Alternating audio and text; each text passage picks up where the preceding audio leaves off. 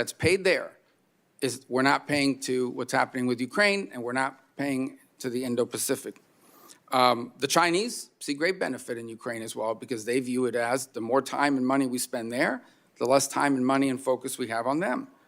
In fact, one of the things I know the Chinese hope for is one of two things. A, we deplete ourselves in Ukraine or the Middle East, particularly Ukraine. Or B, we cut and run, and then they can go around the world, see, I told you America's weak. I told you America's unreliable. They have a plan for either outcome, which makes it challenging for us as we decide what to do here. So these things all come together, and I think that's really the overarching threats that we face, is an understanding that none of these should be viewed in isolation. The goals that Russia has, the goal that Iran has, the goal that North Korea has, the role that the Chinese have, may be different goals. But one of the real developments that threaten the security of our country is that they are increasingly partnering with one another. Not a NATO alliance, not the sort of formal alliance that's written out, but they are increasingly partnering with each other on selected topics and at selected opportunities, because they all share one goal, and that is they want to weaken America, weaken our alliances, weaken our standing and our capability and our will, because it helps them to achieve the world as they envision it, the world that they want. But it comes at our expense and at the expense of all that's been built over the last 20 or 30 years. So I think that one of the greatest dangers we face is the inability to see how all these things are interconnected. And I think one of the greatest challenges we face is to deal with them as if they are interconnected. I think that what life will be like on this planet for the next generation will be determined very much by what we do or fail to do here over the next 2 to 3 years, and certainly with the issues that are before us today. So I look forward to hearing from all of you, and I appreciate you coming. Thank you, Senator Rubio. I think, Director Haynes, I believe you're up first. Thank you very much. Chairman Warner, Vice Chairman Rubio, members of the committee, thank you so much for the opportunity to be here today alongside my wonderful colleagues to present the IC's annual threat assessment.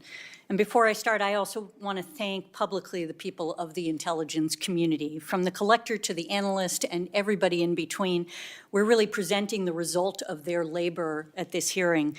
And they work tirelessly every day to keep our country safe and prosperous, and we are all very proud to represent them here today. I also want to take the opportunity to thank all of you for the extraordinary support that you've shown to the intelligence community.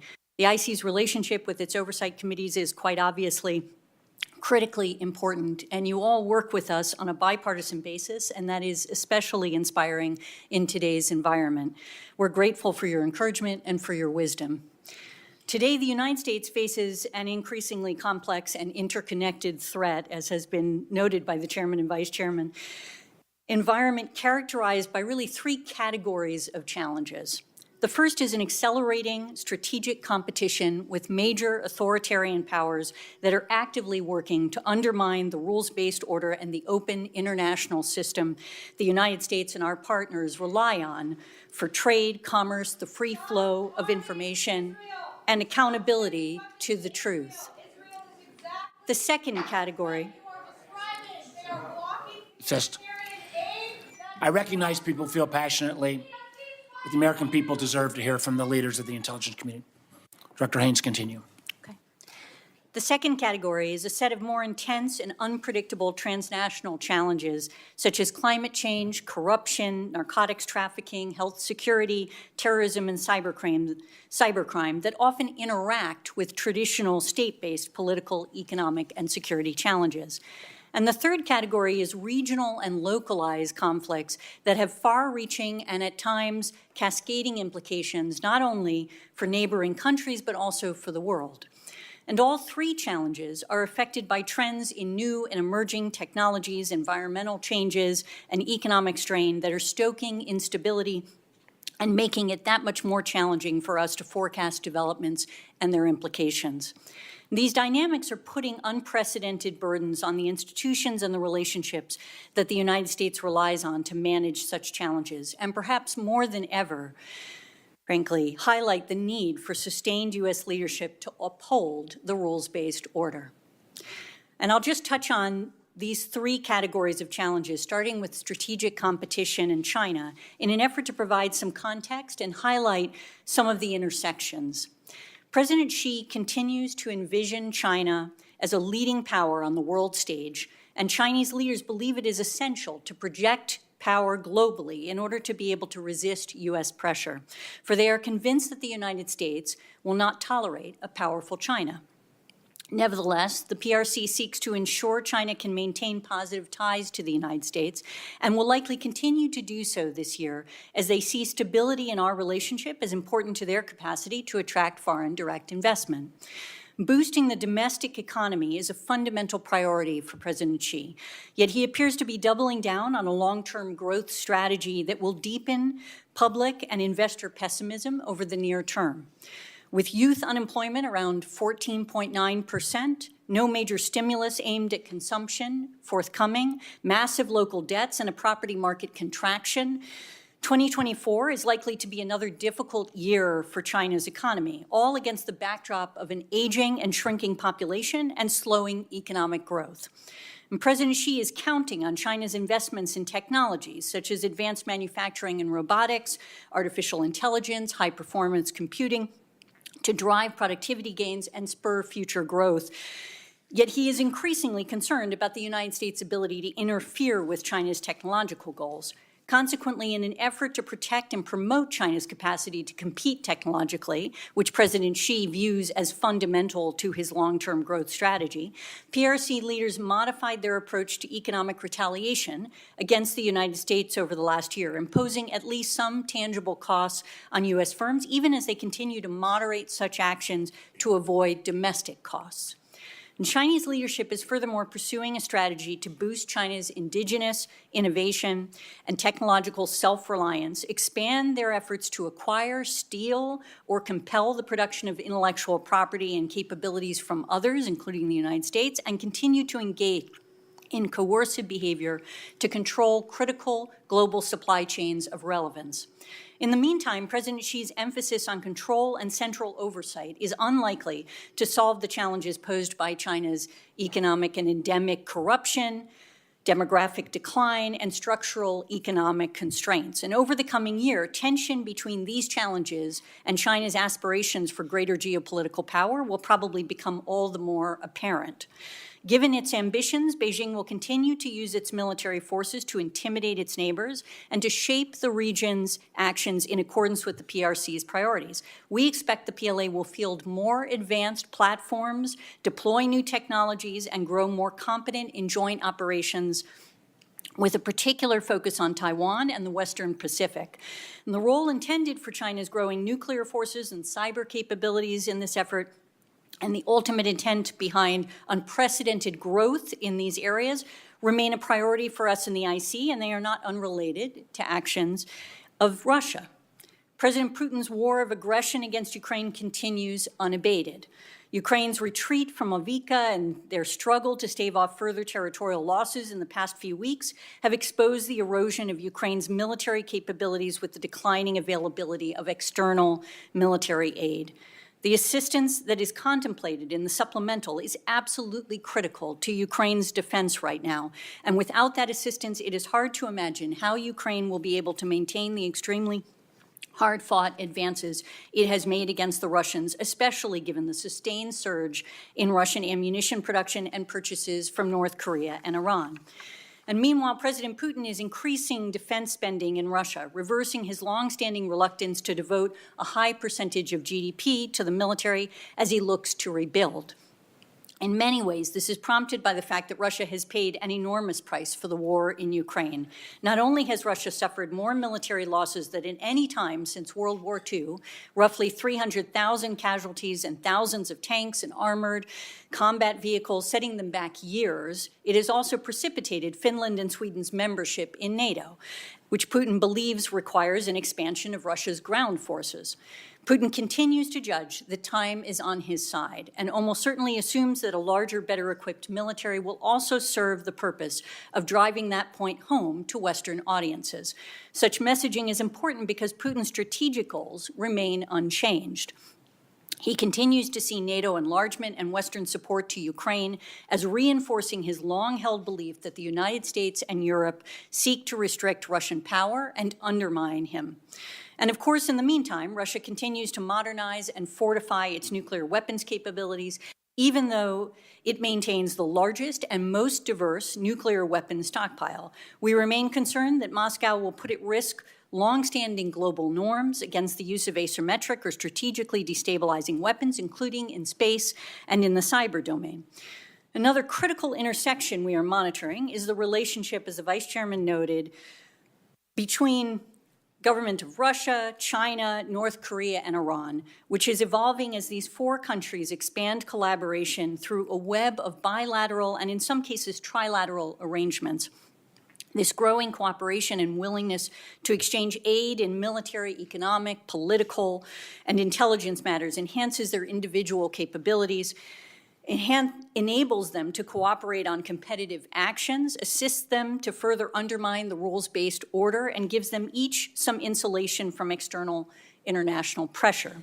And nevertheless, we assess these relationships will remain far short of formal alliances or a multilateral axis. Parochial interest, desire to avoid entanglements, and wariness of harm and instability from each other's actions will likely limit their cooperation and ensure it advances incrementally, absent direct conflict between one of these countries and the United States. And nevertheless, the power dynamics are shifting among them, and this is creating new challenges. In particular, Russia's need for support in the context of Ukraine has forced it to grant some long-sought concessions to China, North Korea, and Iran, with the potential to undermine, among other things, long-held non-proliferation norms. And as I noted in the beginning, intensifying transnational challenges are intersecting with these more traditional threats. For example, with the advent of generative AI, states and non-state actors who are interested in conducting foreign malign influence operations no longer need to master a language to create potentially believable false content. The threat of malign actors exploiting these tools and technologies to undercut U.S. interests and democracy is particularly potent as voters go to the poll in more than 60 elections around the globe this year, as the chairman noted. We have also seen a massive increase in the number of ransomware attacks globally, which went up roughly 74% in 2023 from what it was in 2022. And U.S. entities were the most heavily targeted. Many of these are conducted by non-state actors, with the Russia-based cybercriminal group Lockbit remaining the most popular ransomware as a service provider. Lockbit was responsible for nearly a quarter of all claimed attacks worldwide, leading to a joint effort by 11 countries to seize its resources and take down its online domains. Transnational criminal organizations and human smuggling operations increasingly exploit migrants through extortion, kidnapping, and human trafficking. And in particular, the threat from illicit drugs remains at historic levels, with Mexican transnational criminal organizations supplying and moving large amounts of synthetic opioids, such as fentanyl, into the United States. More than 100,000 Americans have died from drug-related overdoses during the past year, and most of those deaths have been attributed to illicit fentanyl. And as such, the threat from fentanyl and other synthetic drugs to the health and welfare of everyday Americans remains a top priority for the intelligence community. In the third category, we have multiple regional conflicts with far-reaching implications, perhaps nowhere more obviously than in the Middle East. This crisis in Gaza is a stark example of how regional developments have the potential for broader and even global implications. Now, having lasted for more than 5 months, the Gaza conflict has roiled the Middle East with renewed instability, presenting new security paradigms and humanitarian challenges while pulling in a range of actors. The conflict has prompted new dynamics even as it has entrenched old ones. We continue to assess that Hezbollah and Iran do not want to cause an escalation of the conflict that pulls us or them into a full-out war. Yet the Houthis entered the war and were willing to do so without Iran acting first, becoming one of the most aggressive actors in the conflict. And the Iranian-aligned militia groups in Iraq and Syria that have been attacking our forces and have been more focused on the United States than Israel, using the conflict as an opportunity to pursue their own agenda. Moreover, the crisis has galvanized violence by a range of actors around the world, and while it is too early to tell, it is likely that the Gaza conflict will have a generational impact on terrorism. Both al-Qaeda and ISIS, inspired by Hamas, have directed supporters to conduct attacks against Israeli and U.S. interests, and we have seen how it is inspiring individuals to conduct acts of anti-Semitism and Islamophobic terror worldwide. In this third category of regional and localized conflicts, we have many more we might discuss, including Haiti and Sudan and what is happening in the Eastern Democratic Republic of Congo, and the list goes on. And this finally brings me to 702 of the Foreign Intelligence Surveillance Act, which will expire on April 19th without congressional action. The intelligence gathered pursuant to Section 702 was essential in preparing this annual threat assessment and is absolutely fundamental to every aspect of our work, as I know you know. 702 provides unique insights into foreign intelligence targets such as foreign adversaries, terrorist organizations, including Hamas, weapons proliferators, spies, malicious cyber actors, and fentanyl traffickers. And it does so at a speed and reliability that we simply cannot replace with any other authority. And as Congress pursues reauthorization, we understand there will be reforms, and we support those that bolster the compliance and oversight regimes in place, while preserving the operational agility that is vital to keeping the nation safe. So thank you for your patience, and we look forward to your questions. Thank you, Director Haynes. Let me go for members, and I appreciate it. I know we don't normally do these on Monday. I appreciate everybody coming in. We will be conducting a closed session after this open session, so members should hold any questions on a classified nature until after that. And after the chair and vice chair go through our first round of questions, we'll then recognize members in rounds of 5 minutes, all based on seniority. Director, Haynes, I want to start with where you ended up on 702. This critical component of both law enforcement and the intelligence community expires on April 19th. Congress needs to act. 60% of all the information that goes into the president's daily brief is derived from 702 information, foreigner talking to foreigner in terms of bad guys.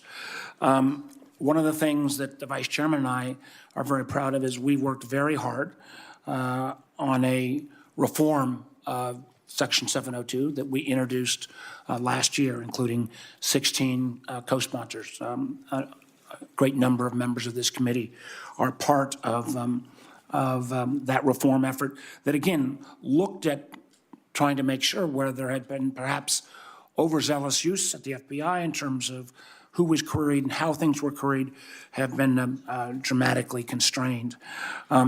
Director Wray, I want to start my question, though, with you. Some have actually said, though, that where we went didn't go far enough, and they would propose a reform that would require agencies to seek a warrant before conducting U.S. person queries. Could you explain what would happen on a practical level, both from the IC side and the law enforcement side, if that requirement was put in place? Thank you, Mr. Chairman. I think the short answer is that a warrant requirement for us to run U.S. person queries would be untenable and would largely gut the effectiveness of the authority. And I say that for several reasons. First, it would blind us to information already lawfully in our possession that we need to be able to review and act on in a very time-sensitive way to be able to stop terrorist attacks, protect the victim from a cyber attack, warn somebody who is potentially targeted with assassination or kidnapping. Second, in many instances, at the time that the query would be run, we wouldn't have the probable cause that the query term is associated with an agent of a foreign power. That's what the query tells us. And so you got that problem. And then the third problem is that an awful lot of the places that we're using 702 queries are to assist victims and to prevent potential victims from further attacks, whether terrorist attacks, cyber attacks, et cetera. And so in those instances, you'd never be able to get a warrant requirement. Even if there were some kind of delay built into it, that alone, for all these threats, which are extremely time sensitive, I think the DNI correctly used the term agility. That is the key. And so I would implore Congress not to take that additional step. You mentioned the compliance failures. I've been very clear that the compliance failures that occurred at the FBI are wholly unacceptable, and that's why I put in place a whole host of reforms, which are covering everything from training to our systems, approvals, oversight, an Office of Internal Audit. I could go on, and those reforms are working. The FISA court itself most recently found 98% compliance and commented on the reforms working. The most recent Justice Department report found the reforms working, 99% compliance. And so I think legislation that ensures those reforms stay in place, but also preserves the agility and the utility of the tools, what we need to be able to protect the American people. Well, I appreciate that, and I do think, our reform bill had the notion of trust but verify, so that we would literally legislate the reforms that have been put in place, add a few others, add some of the additional amicus provisions. We also, one of the things I think that have been discovered, that the majority of the queries that involve Americans are actually on victim notification. The very notion of having a warrant to have a victim notification is contradictory in itself.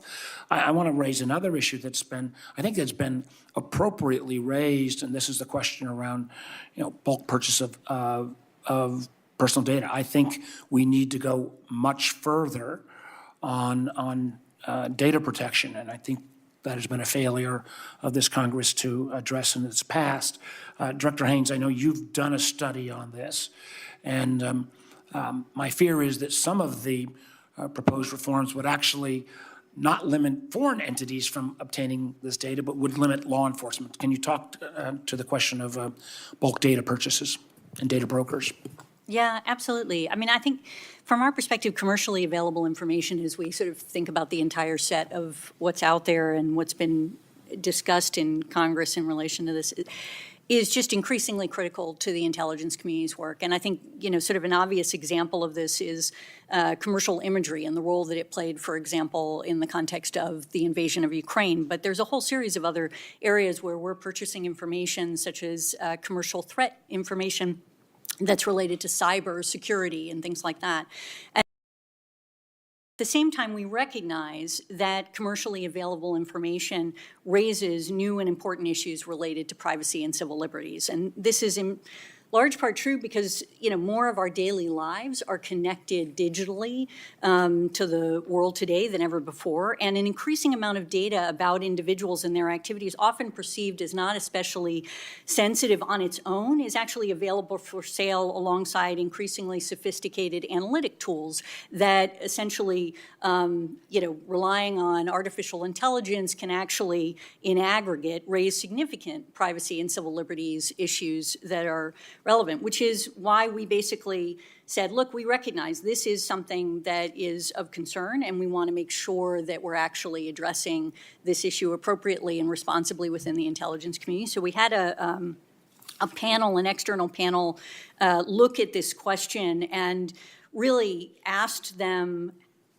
how and under what circumstances should we use commercially available information, and in particular to reflect on the existing framework for privacy and civil liberties. We've published that report, and in fact, Senator Wyden asked us to, and as a consequence, put that out. And as an intelligence community in our XCOM, as we call it, all the heads together, agreed that we thought those recommendations made sense, and we have issued IC guidance basically for cataloging commercially available information acquired by IC elements to ensure that our handling of such information is consistent with relevant legal policy security considerations to facilitate oversight. And we've developed a framework that augments each IC's elements, Attorney General guidelines and related policies with general principles and additional guidance on how IC elements should access, collect, process commercially available information, including more precise guidance for identifying and dealing with categories of information that pose a greater risk of implicating privacy and civil liberty concerns.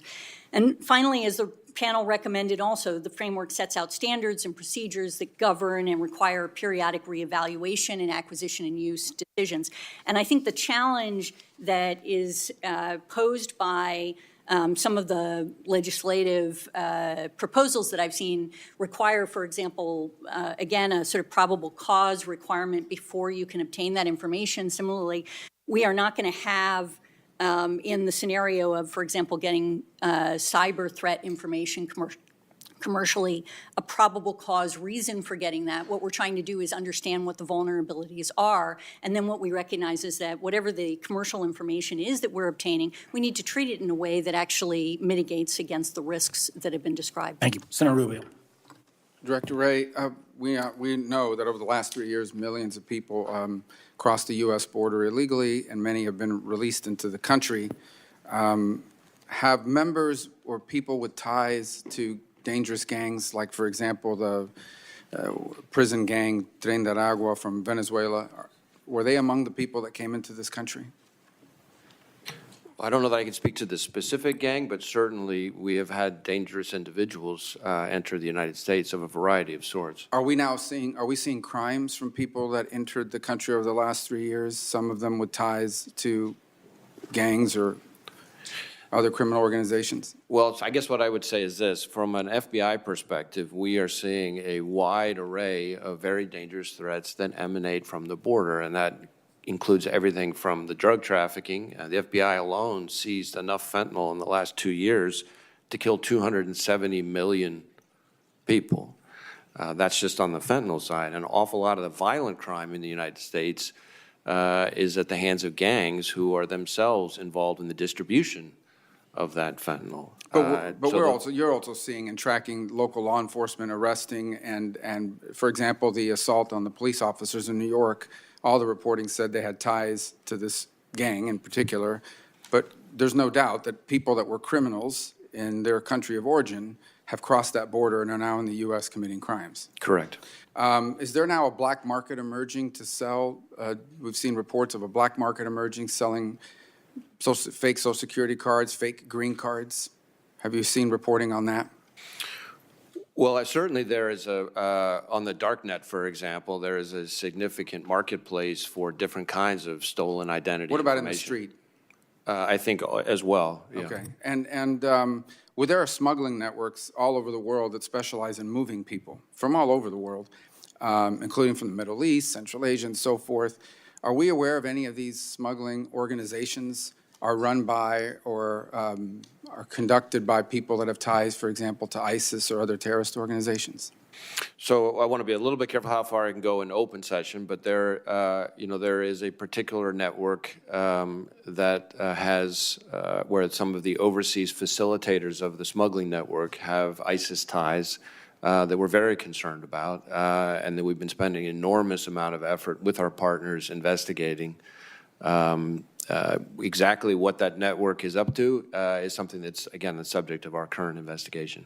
But there is a network we're concerned about that has facilitators involved in it that have ties to ISIS and other terrorist organizations. Correct. I talked about TikTok in the opening. Just to lay the groundwork here, TikTok is this TikTok US, American company, or headquartered putatively in America, and they have this platform which is fascinating, right? And people, it's very effective, very good, has a lot of members. One of the things that powers it is that it is powered by an algorithm based on artificial intelligence, where the more you use it, the more it learns about you. It, in essence, reads your mind. It knows the kinds of videos you like, and it feeds you more and more of them, causing you to go back. That algorithm is not owned by TikTok. It's owned by ByteDance, a Chinese company, correct? That's my understanding. And so the only way that algorithm works is if that Chinese company has access to the data being generated by TikTok. The owner of the algorithm, ByteDance, has to have access. So it doesn't matter where the data is stored. Ultimately, they have to have access to it in order to make the algorithm work, correct? Right. I mean, I think what you're getting to is the key point is that the parent company is, for all intents and purposes, beholden to the CCP. Well, the reason why I raise that is if ByteDance in China is the one that owns the driver that makes TikTok effective, isn't it true that under Chinese law, the Chinese Communist Party says that data that you're gaining access to in order to make your algorithm work, we want a copy of that data? If they said that to ByteDance in the future, ByteDance would have to give it to them. That's my understanding. And if they went to them and said, we want you to change your algorithm so that Americans start seeing videos that hurt this candidate or help that candidate in the upcoming election, ByteDance would have to do that under Chinese law. That's my understanding. And if they said, we want you to put out videos that make Americans fight with each other or spread conspiracy theories and get them at each other's throat, ByteDance can't go to Chinese court and fight the Communist Party. They would have to do it. That's my understanding, and I would just add that that kind of influence operation, or the different kinds of influence operations you're describing, are extraordinarily difficult to detect, which is part of what makes the national security concerns represented by TikTok so significant. All right, thank you. Thank you very much, Mr. Chairman, and my thanks to all of you and, of course, the people you work with every day. I'm going to start with this issue of government purchases of Americans' data.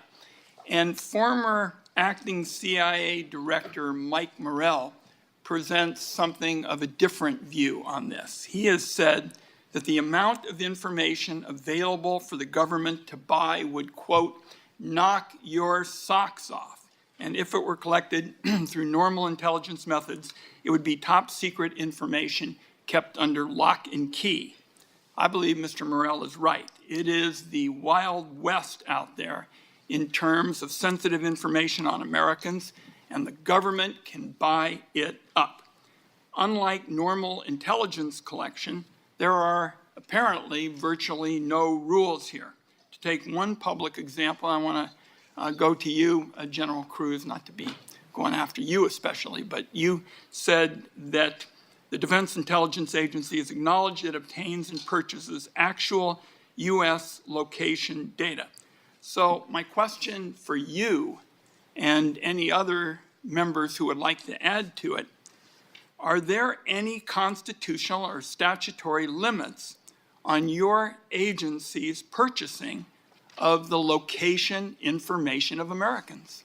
Constitutional or statutory limits, any? Thank you for the question, Senator Wyden. I would say yes, there are absolute and very clear guidelines for all of us. And when we purchase the bulk data, the first thing we do is we exclude all of the data that is within U.S. territory and is on U.S. citizens as the very first step. Our teams have been here with the Congress talking through our Attorney General guidelines, have been speaking with the concerns that you and others have voiced to us. And I think we have built the processes around our purchasing of commercial data and use of commercial data in Respectfully, partnership with you. I didn't hear you mention what I asked about, either constitutional or statutory limits. So why don't you just send that to us for the record? And I will just say, colleagues, this is the reason why Congress needs to pass legislation limiting government purchases of Americans' information. And I also believe the Congress needs to pass the bill that I introduced with the Vice Chairman, Senator Rubio, making sure this information isn't bought up by foreign countries either. So let's go now to Section 702. And obviously, the government needs to have Section 702 to focus on foreign threats. It is just essential that it be done without throwing aside the privacy rights of law-abiding Americans. There is a workable solution. Under a bipartisan proposal that I've been part of, the government wouldn't need a warrant to run searches on Americans to see who they're talking to. It's only when the government wants to read the content of those private conversations that a warrant would be required, even though there are also many exceptions that we have put into the bill. Exceptions for emergencies, consent, cyber attacks, the list goes on. Now, according to FBI's data, the FBI looks at content in less than 2% of its searches on Americans.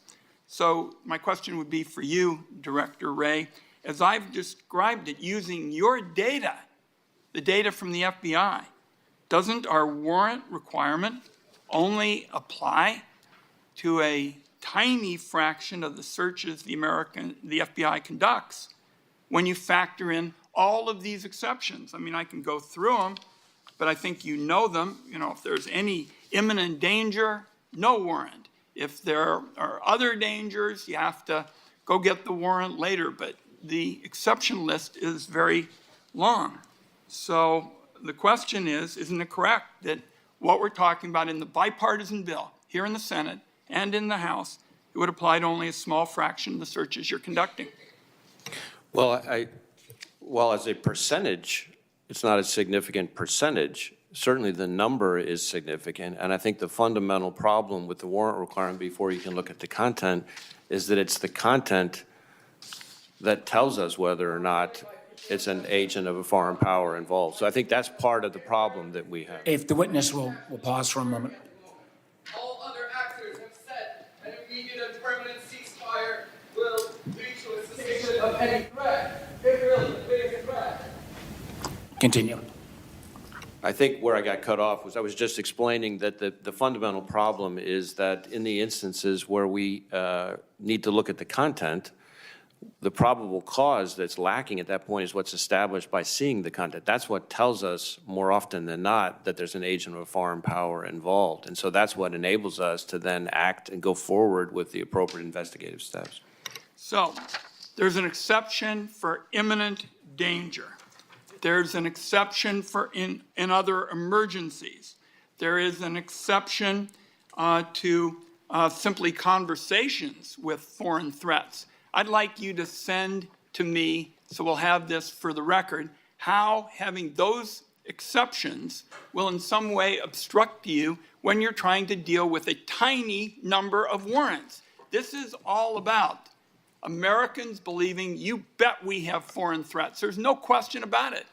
But we can address those foreign threats in a way that's compatible with the liberty and the values that law-abiding Americans hold. I'm happy to work with you on it. Thank you, Mr. Chairman. Senator Collins. Thank you. Director Haynes, you understandably spent considerable time talking about the significant threats that Russia, China, Iran, and North Korea pose to our country. Since the way that our disastrous withdrawal from Afghanistan unfolded, we've also seen a large increase in terrorist attacks conducted by ISIS. In fact, those number nearly 200 and have resulted in some 1,300 casualties. So obviously, Afghanistan has shown that once again, the Taliban is either unwilling or unable to control terrorist groups. Are there threats of terrorist attacks from ISIS toward Americans a problem still? And how are you balancing the great power competition with the threats from ISIS? In addition, I would like you to comment on whether or not terrorist groups backed by Iran, such as Hamas and Hezbollah, pose a threat to our homeland. Thank you, Senator. So in terms of the threat from ISIS, which you're absolutely right, remains a significant counterterrorism concern for us. Most of the attacks that you're talking about globally taken on by ISIS have actually occurred by parts of ISIS that are outside of Afghanistan. In Afghanistan, there still remains an ISIS concern. It has one where, ironically, the Taliban has actually also concerned about it because the ISIS group that is in Afghanistan is, in fact, going after the Taliban. And so this is a place where actually the Taliban has taken action against that group in ways that are consistent with our also concerns and interests. So that is one piece. In terms of the terrorist groups that are backed by Iran, absolutely, that is a major issue for us. And there are a number of them. Obviously, we often talk about Iranian-aligned militia groups that have been attacking U.S. forces and assets in Iraq and Syria in particular, but also in other parts of the region attempting to. And there have been just dozens and dozens of attacks that we've been looking to manage, and that it continues to be fueled by Iran. They provide weapons, they provide training, they provide money to those groups, and we still obviously see them as a destabilizing force in the region. We also see Iran's support of Hezbollah, as you noted, and of Hamas over the years, and so considerably, not to mention the Houthis is another example of this, but certainly that's been a large issue, and my colleagues may wish to add to this. Thank you. Director Wray, we know that China is the primary provider of the predecessor chemicals and the pill presses for fentanyl, and you've pointed out in your testimony the extraordinary scope of the amount of fentanyl that has been produced. And indeed, 80% of the overdoses in Maine last year involved fentanyl. But what we're also seeing in Maine is a new phenomenon that was reported by some enterprising journalists, and that is that Chinese nationals are establishing illegal marijuana growing operations all over the state. One public report estimates there are more than 200 of them, primarily in rural Maine. They're unregulated, they're illicit, they're destroying homes because they're growing the marijuana inside, and the marijuana is very potent. What is the FBI doing to support local, county, and state officials? And why do you think the Chinese have sent their citizens to rural America to establish these illegal growing operations? Well, certainly we're observing the same phenomenon that you're describing. I know we've had a number of cases that have resulted in indictments of Chinese nationals involved with illegal marijuana grow operations here, and otherwise involved in different kinds of organized criminal activity. We are tackling that through working with our state and local law enforcement partners through a variety of task forces. We're trying to share intelligence with them to help get ahead of the threat. I'm not sure that I could give you a reason as to why it's happening, but that is something that we're very focused on. You mentioned the precursors to fentanyl, the pill presses. This issue, I would just add to that yet another one, which is that an awful lot of the meth precursors to the labs in Mexico also come from China. So it's fentanyl, it's also meth. And so there is certainly a big degree to which problems that we are experiencing here in an acute way source back to them.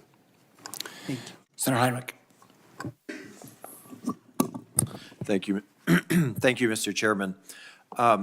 According to the annual threat assessment, Russian President Putin probably believes, quote, that his approach to winning the war in Ukraine is paying off, and the Western and U.S. support to Ukraine is finite, end quote. For any of you, what lessons is Putin taking from the U.S. failure to further support Ukraine in its fight for national survival? And what lessons might China's Xi Jinping learn from this failure?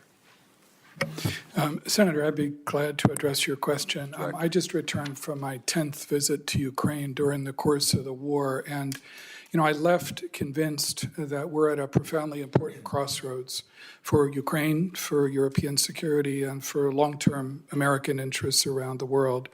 I think down one road with supplemental assistance approved by the Congress lies the very real possibility of cementing a strategic success for Ukraine and a strategic loss for Vladimir Putin's Russia. It's our assessment that with supplemental assistance, Ukraine can hold its own on the front lines through 2024 and into early 2025, that Ukraine can continue to exact costs against Russia, not only with deep penetration strikes in Crimea, but also against Russia's Black Sea Fleet, continuing the success which has resulted in 15 Russian ships sunk over the course of the last 6 months.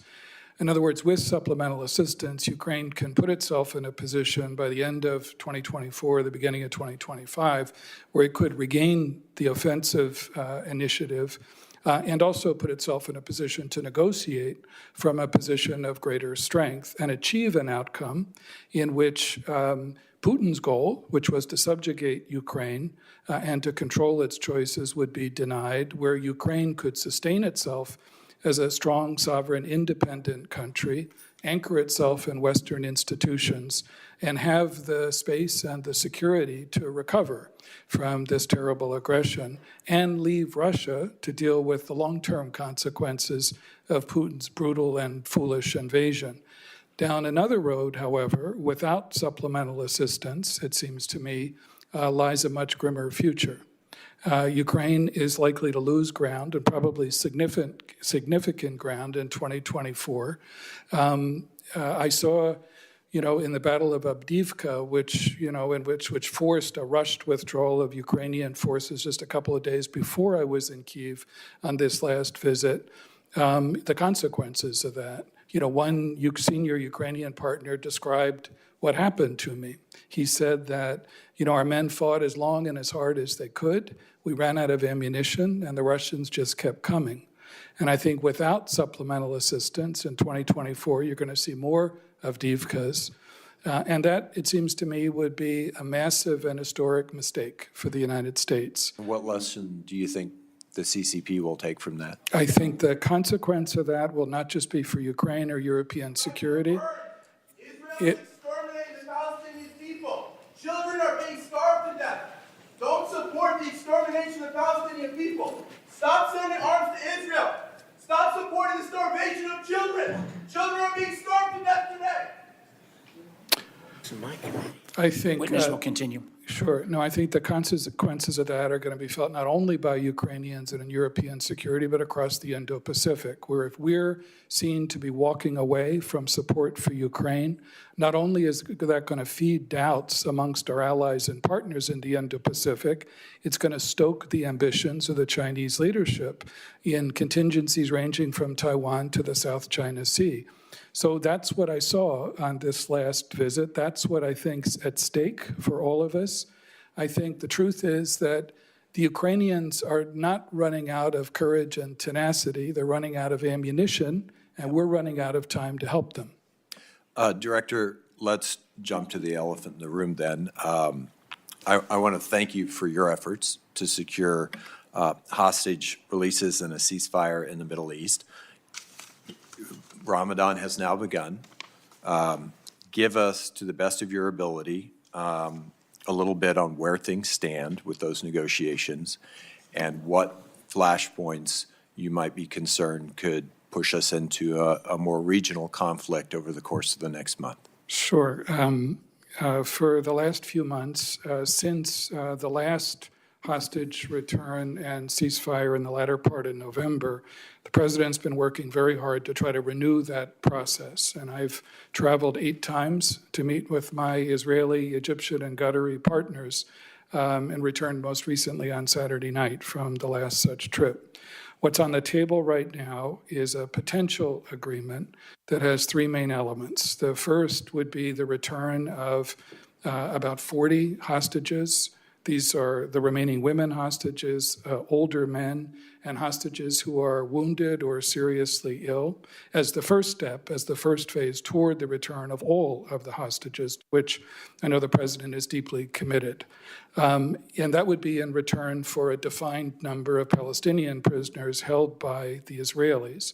The second element is a ceasefire of at least 6 weeks, again, as the first step toward what might be more enduring arrangements over time. And then the third element would be a major surge in humanitarian assistance, which under the circumstances of a ceasefire could actually be distributed effectively to people who so deeply need them. So we're going to continue to work hard at this. I don't think anybody can guarantee success. What I think you can guarantee is that the alternatives are worse for innocent civilians in Gaza who are suffering under desperate conditions, for the hostages and their families who are suffering also under very desperate conditions, and for all of us. So we're going to keep at this. Thank you, Director. Senator Risch. Oh, Mr. Chairman, I have a number of questions, but we got a lot of ground to cover here, and mine really need to be in a classified setting because we refer to some classified matters. So I'm going to reserve till we get in All right, fine. closed session. Senator Cotton. Senator Heinrich was going to address the real elephant in the room, which are some of our audience members accusing you of pretty serious conduct. So, Director Burns, I want to give you a chance to respond to what's been said. Is Israel exterminating the Palestinian people? Senator, all I can say is, what I said before. I think there are a lot of innocent civilians in Gaza who are in desperate conditions right now. I think there are hostages and their families who are also in desperate circumstances as well. And I think I've learned a long time ago in crises like this that you have to find a practical goal and pursue it relentlessly. And the goal the president has laid out, working with our Israeli, Qatari, and Egyptian partners, I think is the most practical one I can see right now, is to produce a ceasefire of at least 6 weeks, produce the return of the hostages, ultimately all of the hostages, and get desperately needed humanitarian relief to people who need it in Gaza. So is that a no? You do not believe Israel is exterminating the Palestinian people? No, I think I understand Israel's need, and the president has emphasized this, to respond to the brutish attack that Israelis suffered on the 7th of October against Hamas, against a terrorist group. But I think we all also have to be mindful of the enormous toll that this has taken on innocent civilians in Gaza. And as the president has said, it's very important for Israel to be extremely mindful of that and to avoid further loss of civilian life. Director Haynes, do you believe Israel is exterminating the Palestinian people? I really don't have anything to add to what Director Burns has said. I fully endorse what he's commented on. Israel, and you also stand accused of starving the Palestinian children. Is Israel starving children in Palestine or in Gaza? I think, Senator, the reality is that there are children who are starving in Gaza. But is Israel doing that? They're starving, they're malnourished as a result of the fact that humanitarian assistance can't get to them. It's very difficult to distribute humanitarian assistance effectively unless you have a ceasefire, which is exactly why, I think there's great value in what's on the table now, a return of hostages and a significant ceasefire enabling people to get that humanitarian assistance. Okay. For the record, I do not believe that Israel, nor any of you or the United States government, is exterminating the Palestinian people or starving Palestinian children. Director Haynes, there have been several news reports, you might say leaks, to the effect that Iran does not have full control of its proxy groups. That's the headline from Politico last month. The quote, while Iran is supporting the proxy groups financially and with military equipment, intelligence officials do not believe it is commanding the attacks. Its lack of control over the Houthis and the militias in Iraq and Syria has muddied the deliberations in Washington about how to respond to repeated attacks on U.S. interests in the region, including the attack in Jordan on January 28th that killed 3 American troops. But on page 18 of the assessment, the intelligence community writes, Tehran was able to flex the network's military capabilities in the aftermath of Hamas's attack on October 7th, orchestrating anti-Israel and anti-U.S. attacks from Lebanon to the Bab el-Mandab Strait while shielding Iranian leaders from significant consequences. Orchestrating is stronger than anything I've heard. It's not providing support or training or funding. So it's your assessment, the intelligence community assessments, that Tehran has orchestrated attacks on Israel and against U.S. personnel and positions in the Middle East since October 7th? Yes, and I don't think that means that that the proxy groups or that others are always listening to everything that they have to say or under their direct control. But I think orchestrating is an appropriate characterization of what they've looked to do. So it has, to use the dictionary definition, arranged or directed the elements of a situation to produce a desired effect, especially surreptitiously. That's correct? Okay.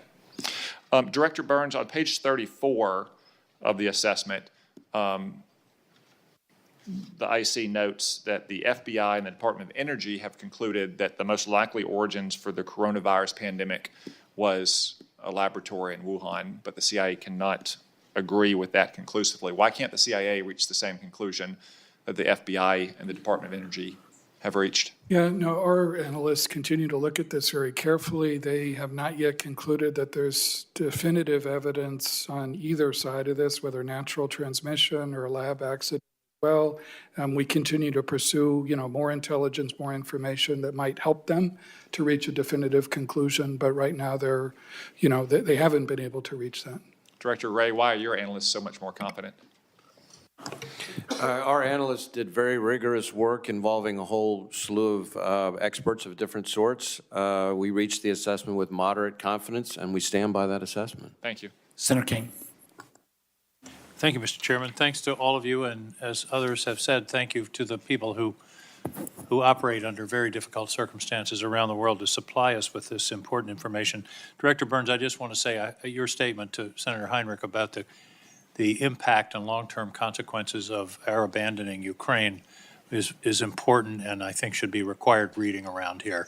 The implications are it's a 50-year mistake that would haunt this country both in Europe but also, as you suggest, in the Indo-Pacific, including Kim Jong-un would assess that we didn't have the staying power.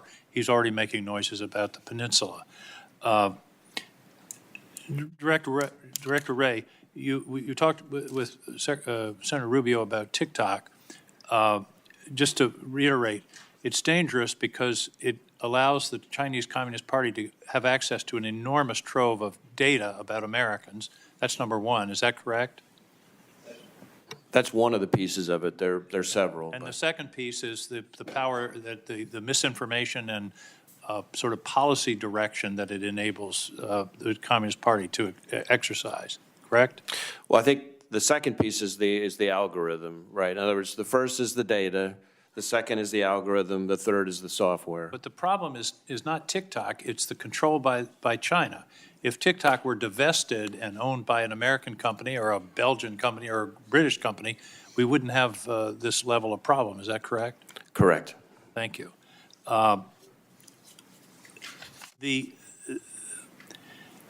Who controls Mexico? Is the government of Mexico in control, or are the cartels in control? And how do we get at the problem of the drugs, the fentanyl? By the way, I did a little calculation a minute ago. About 15 people have died in this country of overdoses, mostly fentanyl, since this hearing started an hour and 20 minutes ago. That's how serious this problem. One a day in my state of Maine. How do we get control of this problem?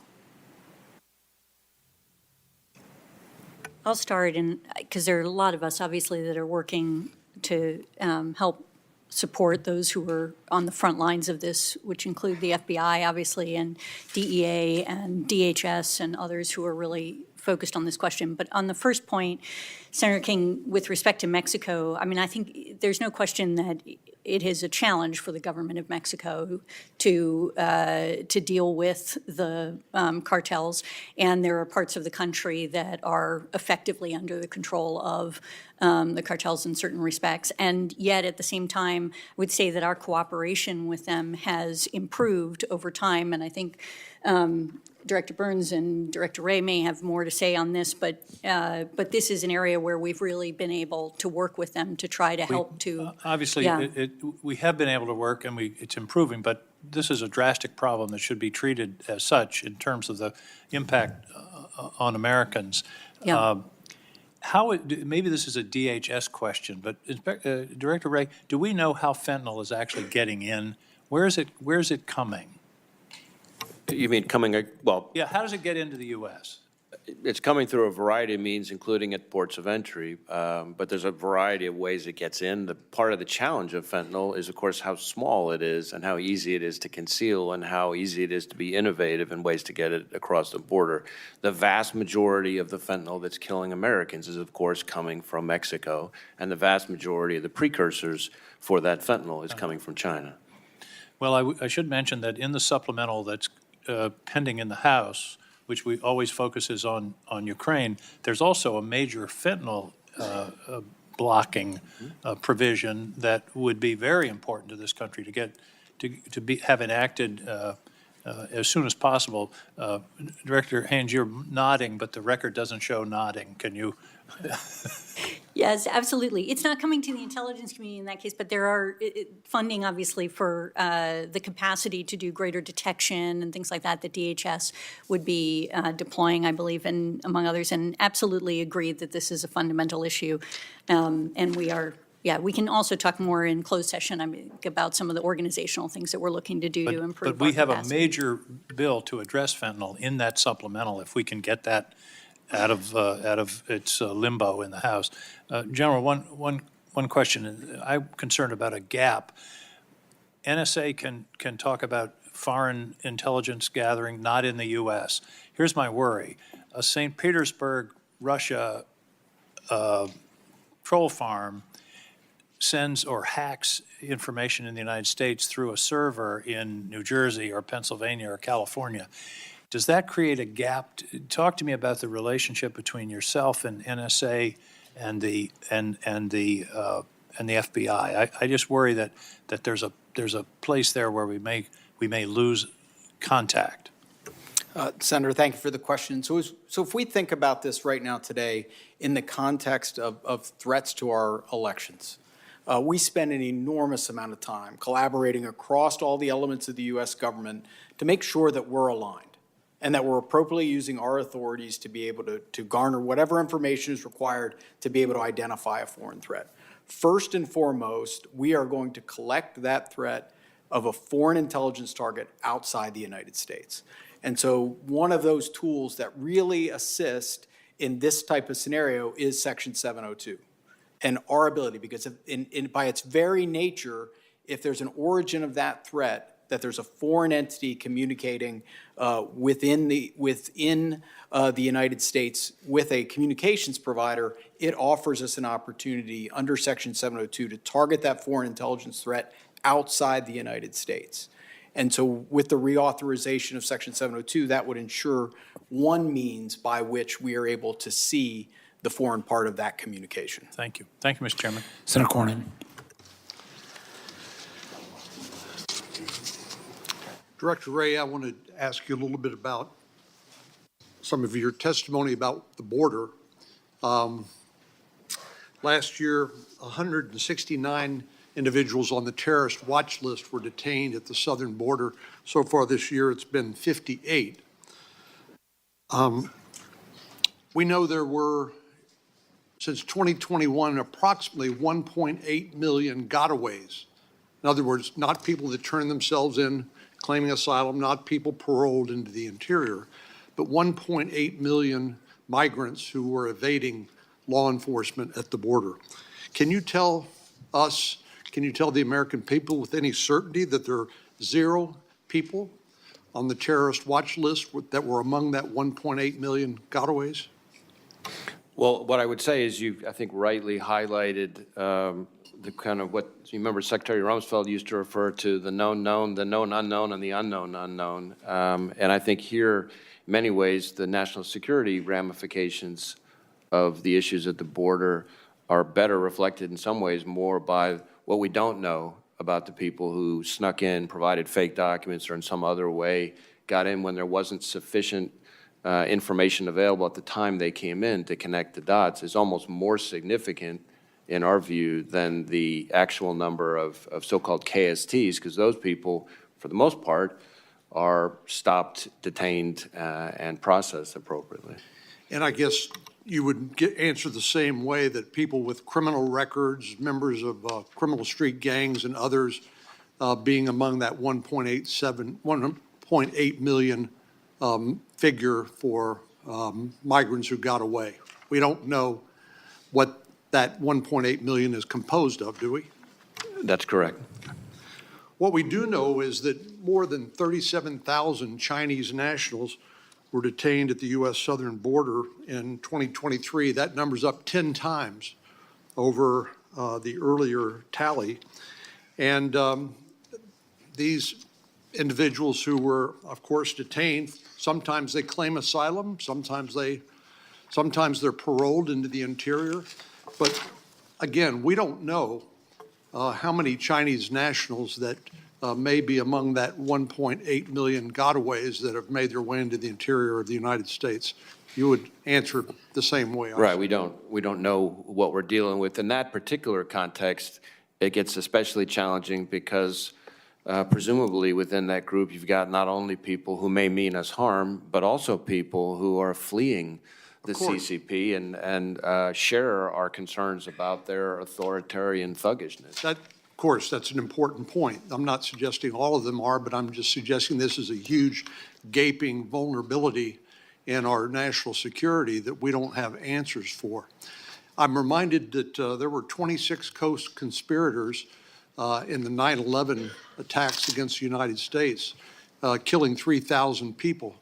26 people killed 3,000 Americans on 9/11.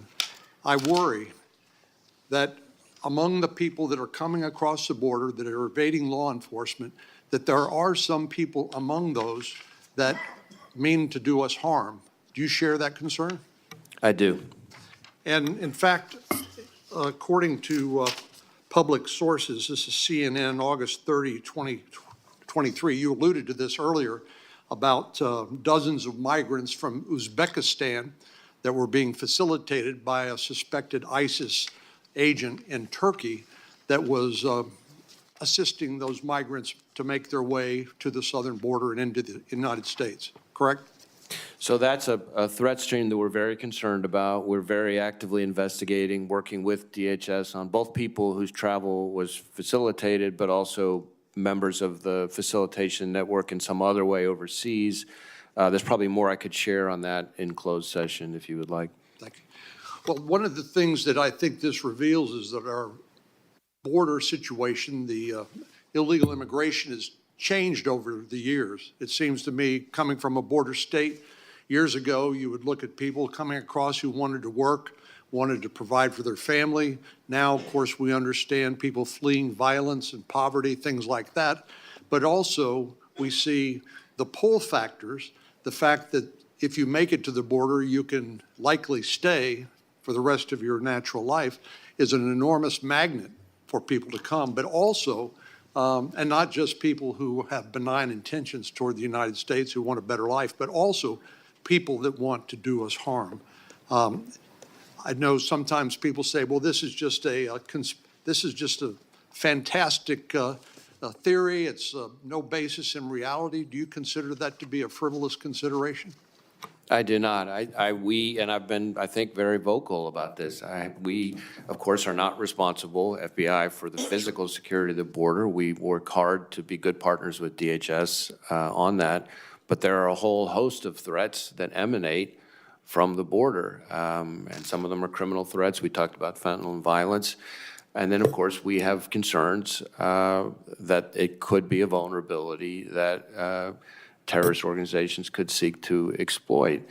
I would add that we are not at the moment tracking any specific terrorist plot coming across the border in that regard, but it wasn't that long ago, as you will recall, that we had indictments of an individual who was trying to smuggle foreign nationals across the border to assassinate former President Bush. So it goes to your point that numbers are important, but numbers don't tell the whole story. It only takes a few people who can be responsible for a whole lot of harm. Senator Bennett. Thank you. Thank you, Mr. Chairman, and thank you all for being here. Thank you for your service. Director Burns, the FBI director, just mentioned President Bush. I think you were our ambassador to Russia when he was president. Is that right? And yes, sir. You yes, have sir. one of the longest distinguished careers in American diplomacy, and now you're in the middle of a negotiation in the Middle East that I think everybody up here hopes that you're going to be successful about. In that context, I want to ask you about the supplemental bill that has the Ukraine funding in it. That's a bill that passed out of the Senate with 70 votes. We almost don't pass anything around here with 70 votes, a broad bipartisan recognition of the importance of that bill. I agree with your assessment and the intelligence community's assessment that Ukraine has the possibility to prevail in this conflict with Russia. Nobody 2 years ago would have believed that, but the way they fought the way they've been able to be supported by our munitions and our intelligence, obviously has made a difference, but they have succeeded in ways nobody could have imagined. There are people here, and there are people in the House that don't believe that. They don't, their assessment is different than the intelligence community's. Their judgment is different, and that's fine. We have different judgments. But I would ask you, since you're here, a little bit about the negotiating posture that Ukraine, the West, NATO wants to put ourselves in with Vladimir Putin. And considering that question, I wonder whether you could talk a little bit about whether or not our negotiating position, if you're somebody who believes in the end that somehow Ukraine can't prevail, although I believe they can, and believes only that they can be in a position to negotiate an end to this, why it would be better for us to pass the supplemental from that vantage point than to fail to pass the supplemental? No, thanks very much, Senator. I mean, I think today, first, I'll start with Vladimir Putin and Russia. It's our assessment that Russia is not serious about negotiations today, in the sense that they may be interested in the theater of negotiations, but they're not really interested in negotiating in the sense of compromise right now. Because, as Director Haynes said in her opening remarks, I think President Putin believes that time is on his side, that he can grind down the Ukrainians and wear down the rest of us. So if you look at the prospect of a more serious negotiation in the future, it's essential for Ukraine, first, with our support, to disabuse the Russian leadership of the notion. In other words, to puncture his confidence that time's on his side, to demonstrate that for Russia also, there are long-term consequences to this war. They've already suffered enormously in terms of their military, 315,000 plus dead and wounded, 4 times the casualties that the Soviet Union suffered in a decade of war in Afghanistan, the destruction of something on the order of 2/3 of their pre-war tank inventory, and long-term economic consequences, which, is fast making Russia the economic vassal of China. Not to mention a much stronger and bigger NATO that they have to face today. So the challenge in 2024 is helping the Ukrainians not just to hold their own, but to continue to impose costs so that they'd be in a position of greater strength, greater leverage in a negotiation. And I think that would be my answer to that question. If you want to get to a serious negotiation, you have to help the Ukrainians demonstrate that Putin's wrong in his notion that time is on his side. That logic seems fairly compelling to me. Let me ask you another question. Since you served Republican and Democratic presidents over many decades, you hear people in this building say that the United States of America has to give up on our support for Ukraine in actual conflict with Vladimir Putin, an actual conflict with Russia, because of the fear that we will not be able to afford some plausible, but nevertheless theoretical conflict with China in the future. Do you believe the United States of America cannot handle our commitments with respect to Ukraine and NATO and be able to deter Beijing as well? No, I don't believe that. I think we're entirely capable. I mean, Senator Rubio said this earlier. I think the United States, while we may not have uncontested primacy in the world today, we still have a stronger hand to play than any of our adversaries or rivals. So I believe we're entirely capable of continuing to support Ukraine in a conflict that has consequences well beyond Ukraine and European security. And I think sustaining that support for Ukraine not only doesn't come at the expense of deterring China, it actually helps to deter China, whether it's in Taiwan or the South China Sea or other places. It is our assessment that Xi Jinping was sobered, by what happened, especially in the first year of the war. He didn't expect that Ukraine would resist with the courage and tenacity that the Ukrainians demonstrated. He didn't expect that the United States, whom he believes is a declining power, would step up in the way the president has led, with all of your support, to show solidarity with Ukraine as well. That's had an impact, I believe, far beyond Ukraine or European security, and that's really what's at stake today. And I would say we'd look back, Mr. Chairman, at that $60 billion and say that it was a bargain compared to what we would otherwise spend. Mr. Chairman, my colleagues, I think almost all of them went over a minute and a half. So let me just say in the last 15 seconds that I have, that our threat assessment mentioned. I think the record will stand corrected. You get a couple seconds, but we've been holding here.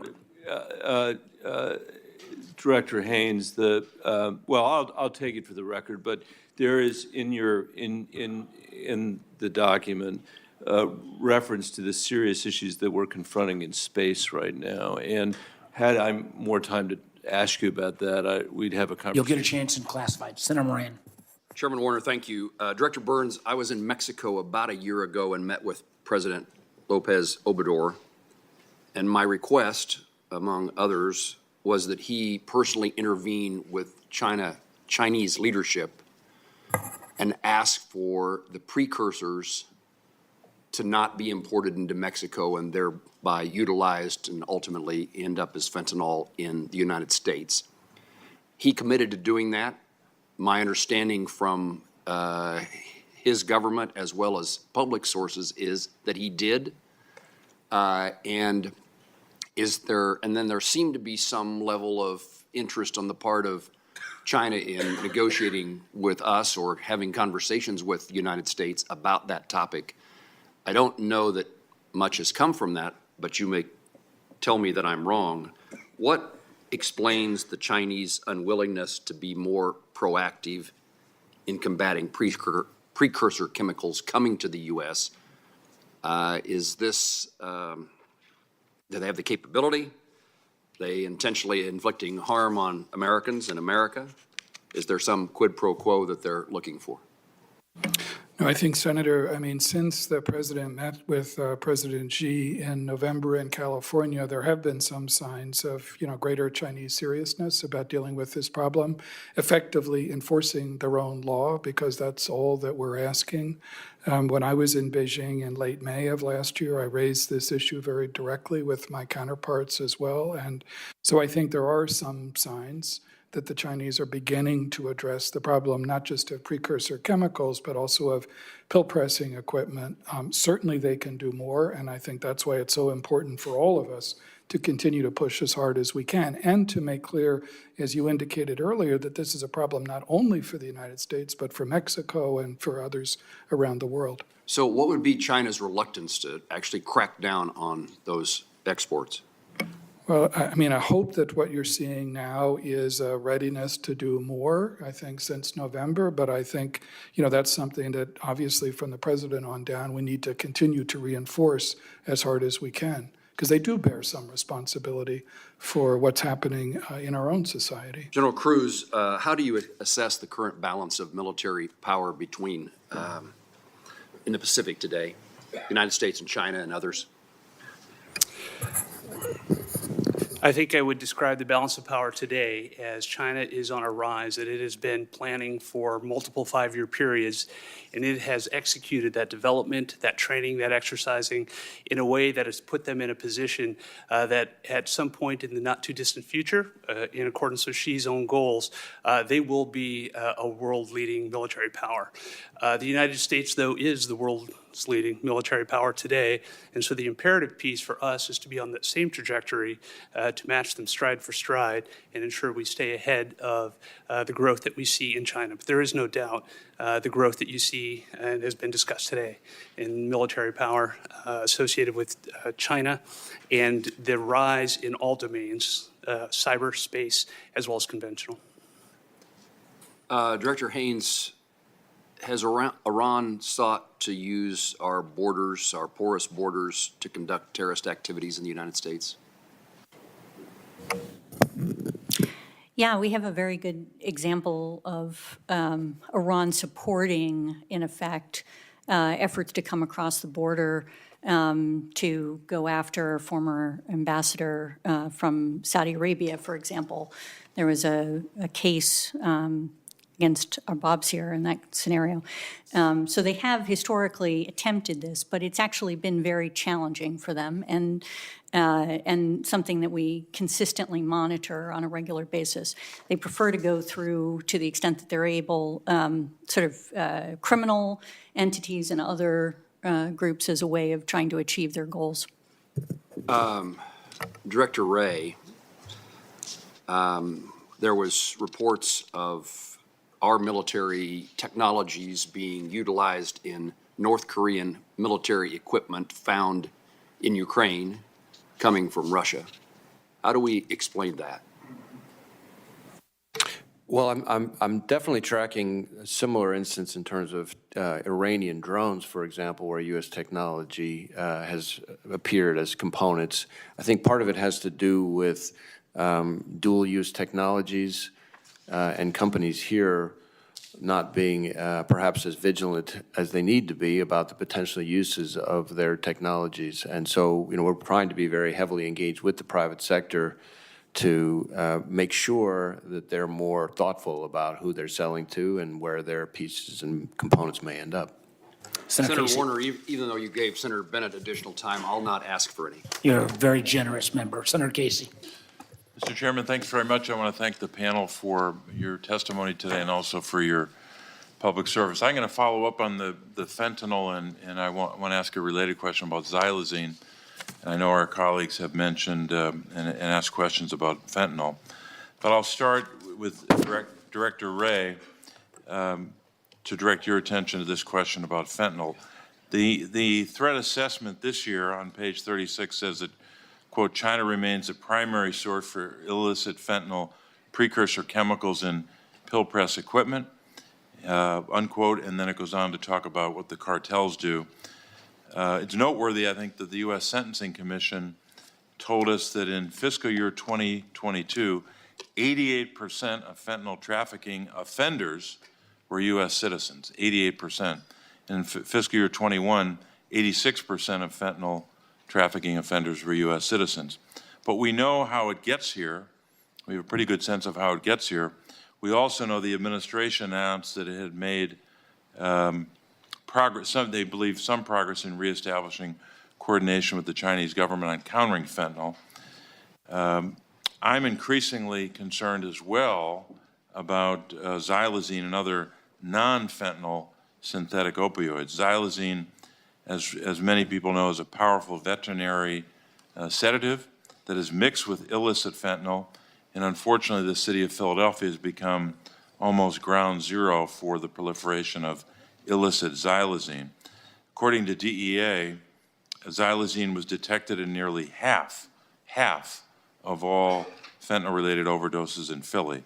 So, Director Wray, I wanted to ask you, is the Chinese government holding up its end of the bargain in cracking down on illicit fentanyl traffickers? Well, I would say the scale of the problem that we're continuing to see suggests to me that there's a whole lot of room for improvement from the Chinese government. Let me just put it that way. You mentioned xylazine. Certainly, xylazine is of concern to us. You're right that the Philadelphia area is a place where we're seeing a certain amount of that. We've got a lot of investigations in the Philadelphia and Newark areas. Of course, one of the problems with xylazine, as you I'm sure know, is it's not responsive to Narcan. Mm-hmm. So that just adds to the challenge. And certainly, xylazine's been found in drug combinations, and I think maybe 48 of the 50 states or something. And it's very easy to buy, unfortunately, online from China-based suppliers. So I think that just adds to the problem. We are, in addition to our investigative work, trying to engage in your area and nearby areas with hospitals and state diversion groups and things like that to try to raise awareness about it. But xylazine is not a controlled substance currently under the U.S. Controlled Substances Act, so that's just an additional kind of aggravating circumstance. And also a related question, to what extent is regulation by China of xylazine and other non-fentanyl synthetic opioids part of U.S. law enforcement's discussions with their Chinese counterparts?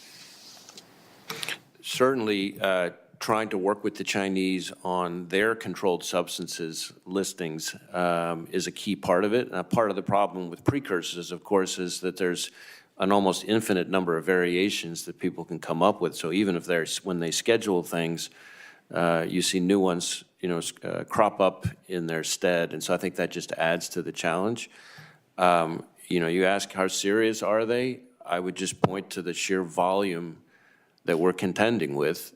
And I think that tells you all you need to know about how serious the Chinese are so far in helping us address the problem. And Director Haynes, I want to ask you about Iranian evasion of sanctions. We know that since the imposition of increased sanctions against Iranian oil in 2018 and 19, Iran has been increasingly successful in finding ways to evade sanctions, and its oil revenues are increasingly rising. I know the administration's focus on blocking Iran's oil exports.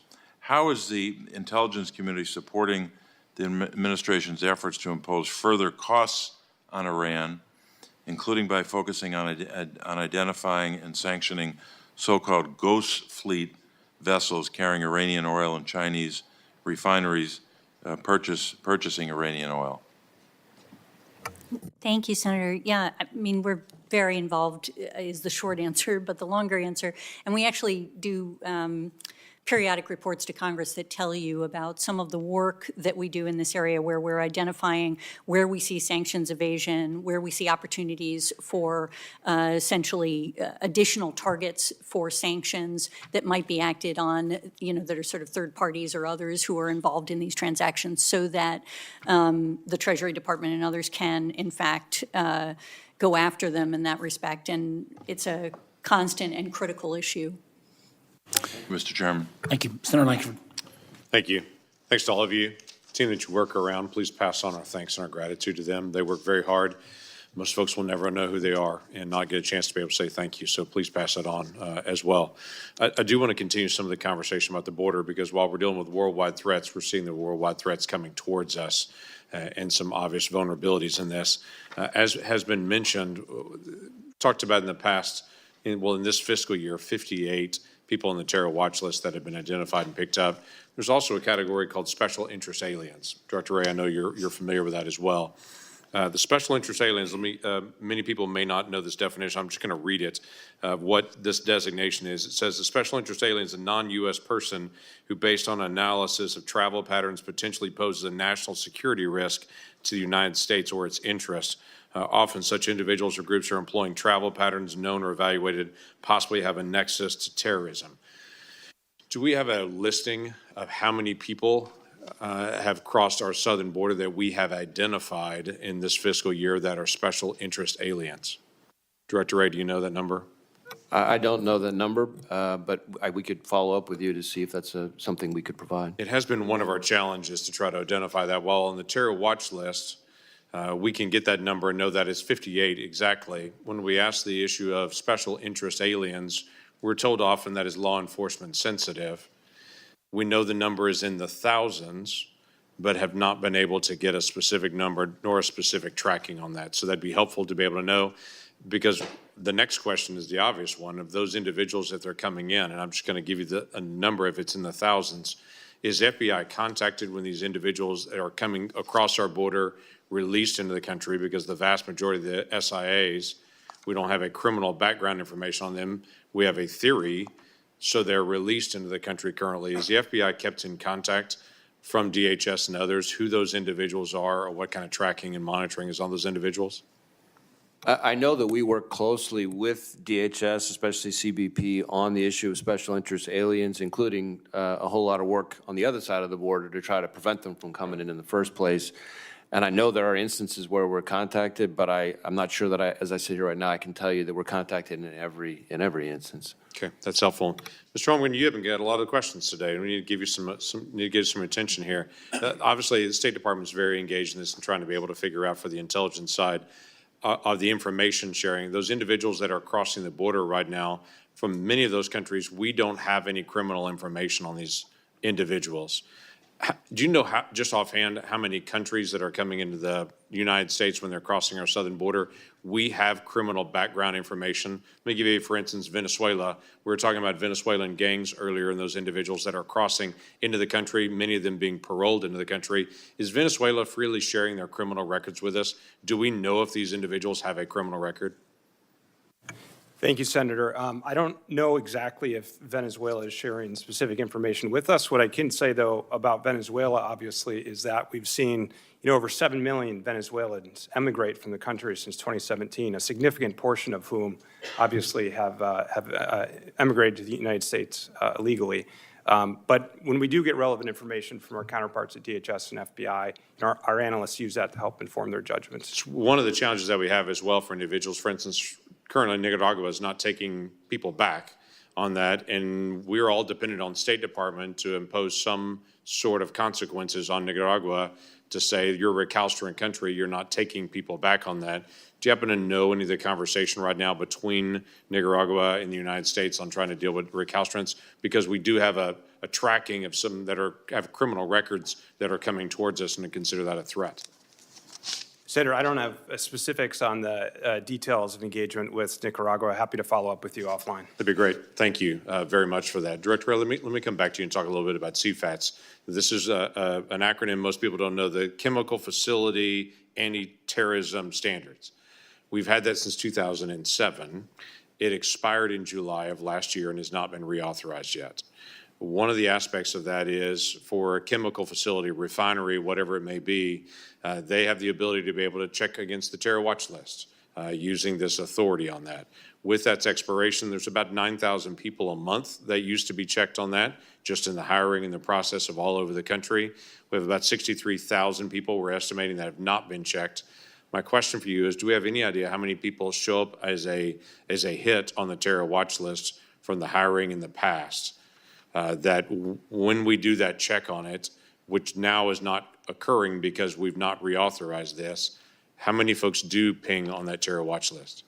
I'm not sure I can give you a number sitting here right now, but I will tell you, I share your concern about the lapse in the authorities. And one of the challenges of this particular space is, of course, it doesn't take many for it to be a real problem. And we rely on that authority, or we historically have, to protect. Right. Could you say that number is not zero as far as how many people have pinged on the terror watch list when that has been run in the past? Correct. Yeah. Thank you. I think you've given a number of the witnesses homework assignments there. Senator Gillibrand.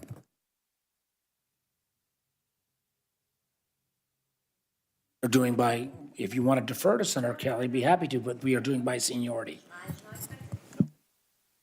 Mr. Chairman, in New York's capital region, the Albany Nanotech Complex is set to house some of our nation's most advanced electronics research, development, and manufacturing in particular fields like wafer processing, manufacturing, and lithography tools. Today's annual threat assessment points out that China currently lags behind the U.S. in developing the most advanced chips, giving them cause to steal our technology, which we've seen them do over and over. I included legislation in last year's NDAA requiring DoD to establish a pilot program to enable collaboration between the NSA's Cybersecurity Collaboration Center and the U.S. semiconductor manufacturers to improve the cybersecurity and semiconductor design and manufacturing process. General Haw, how is the NSA working with the FBI to create safeguards against espionage and cyber attacks at leading public research facilities and at semiconductor manufacturers? Senator, thank you for the question. So in terms of how we think about the China cyber threat, it is clear that they are going to be relentless to intend to steal intellectual property. And so from our perspective, part of what NSA is really focused on doing is illuminating that threat. So we have done a series of unclassified advisories with a number of partners, elements across U.S. government, 6 other nations, multiple companies, to illuminate that threat in a way that allows us to get now unity of action against that threat. Unclassified reports to allow increased unity of action. So from the FBI's perspective, they're a teammate in everything that we do that talks about the cyber threat within the United States. And from a specific look at semiconductors, critical technology that clearly China wants to catch up on. And from our perspective, an area that we will continue to identify those threats and communicate those both through the FBI and then through unclassified advisories wherever we can. Director Wray? I would just agree with everything General Hawk just said. I would just add to that, we have set up counterintelligence task forces in all 56 field offices, including in the Albany area. And NSA is a key participant with us in our national effort in that regard. And in addition to the unclassified information that can be shared through the good work that we do together, one of the advantages to the FBI engaging with private companies is because we get information from so many different sources. There are times when we can share information with a private sector entity in a way that helps protect NSA's sources and methods, just because that doesn't clearly get identified as this is something NSA told us. Research from the Center for Countering Digital Hate found that the leading AI image generators create election disinformation in 41% of cases in which they are prompted, including images that could support false claims about candidates or election fraud in spite of controls we've been told have been put in place. This is for the entire panel. Have any of you seen foreign adversaries with intent to use generative AI, either images, videos, audio, to deceive American voters? What are we relying on to advise the public when this inauthentic content appears? Director Wray, you can start. Well, I want to think about what I could say here. I mean, certainly AI is something that all of our most significant adversaries are taking a hard look at to enhance their efforts. We have seen AI used in a variety of settings, whether it's been used specifically to target voters. I'm not sure that I could say that, but we are actively concerned about that as the latest wrinkle in a long-standing effort to engage in information warfare. Director Burns. Yeah, I mean, another example is we've seen evidence that Al-Qaeda in the Arabian Peninsula has used AI to generate videos aimed at inspiring lone wolf attacks as a result of the Gaza conflict as well. Director Haynes. Yeah, I think another example is Russia deploying AI tools in the context of their influence efforts in Ukraine. And there we've seen, for example, I think it was in March 2022, there was a deep fake of the Ukrainian president, Zelensky, asking Ukrainians to lay down their arms, and ultimately had to be actually countered by President Zelensky in order to address it. Did we give them the information or capability to do that quickly? The Ukrainians? Yes, we worked with them on that. General Hawk. So in terms of how we're thinking about AI security, NSA established an AI security center.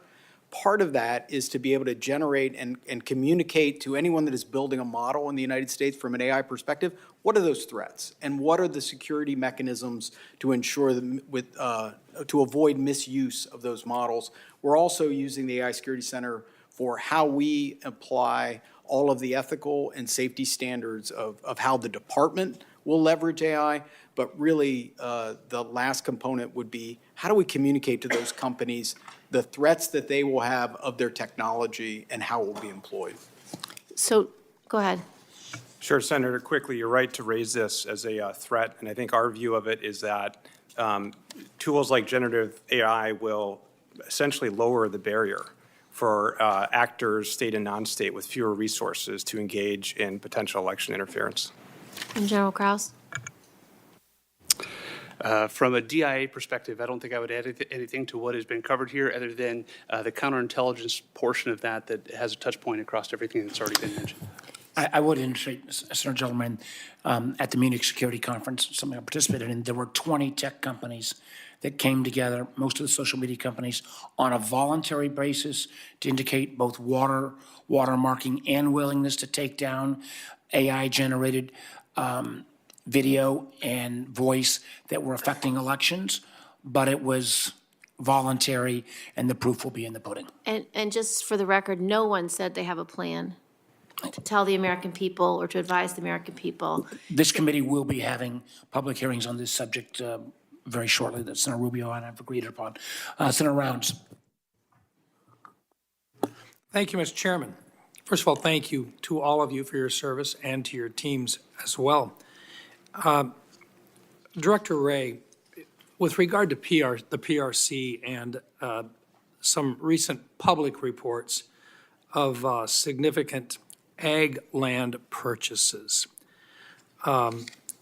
if these land purchases are accurate, they may very well pose a threat to not only some military installations, but most certainly involved in food production that takes away from our ability to produce for our own country as well. But just curious about whether or not you are aware or could confirm land purchases by Chinese nationalists within the United States, and are you following them at this time?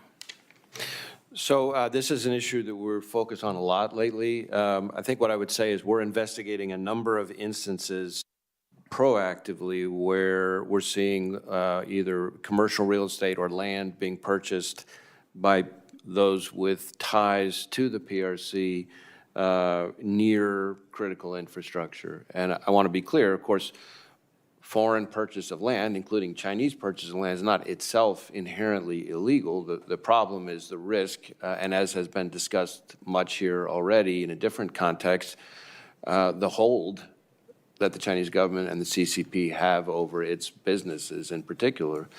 And so we're particularly concerned about situations where a purchase of land near a military installation, critical infrastructure, something like that, could be leveraged to enable anything from espionage, data collection, or worse. Do you know if the tools that we have in place today are strong enough or capable of stopping these purchases from moving forward? Well, I mean, certainly a lot of types of transactions, go through the CFIUS process, but I'm not clear on whether or not that fully extends to all the kind of land purchase situations that we're concerned about.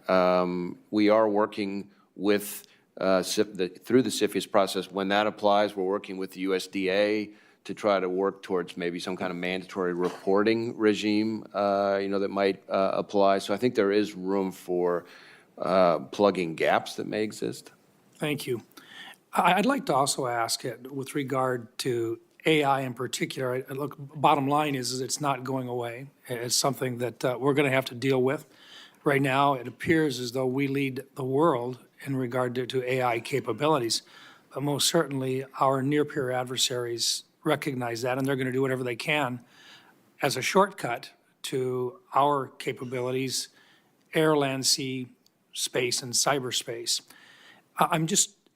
With regard to the advances with AI right now, I'm concerned as much about China and Russia and their capability to use AI to develop weapon systems that we have never really thought about as being in the forefront of a major and direct threat to the United States. And I'm going to talk about biologics in particular. We know that China and Russia have significant capabilities with regard to AI, and that using AI, you can make rapid advances, as you've noted on pages 30 through 33 in your report, that with AI, you can very rapidly develop your biologics. I'm concerned about the fact that it may very well be used as a weapon system. I'm not sure who to direct this to, but I'll start with Director Wray, and if you'd like to pass this on, that's fine. But it seems to me that this is an area that if we're not ahead in time to be able to identify and stop them, that this is probably as much of a threat to the United States as any other realm that we've got today. Well, I'll start, and others may want to chime in more from a military perspective. But what I would say is that from an FBI perspective, one of our priorities is protecting American AI innovation from theft, especially from the Chinese. America leads the world in AI innovation, and AI is often, to Senator Gillibrand's question, for example, about detecting deep fakes. And one of the best weapons against AI is better AI. And so we need to protect that innovation. And we're keenly concerned that the Chinese, which have, as I've testified repeatedly, a bigger hacking program than every other major nation combined, if they steal our AI to power it, it makes words like force multiplier sound like an understatement.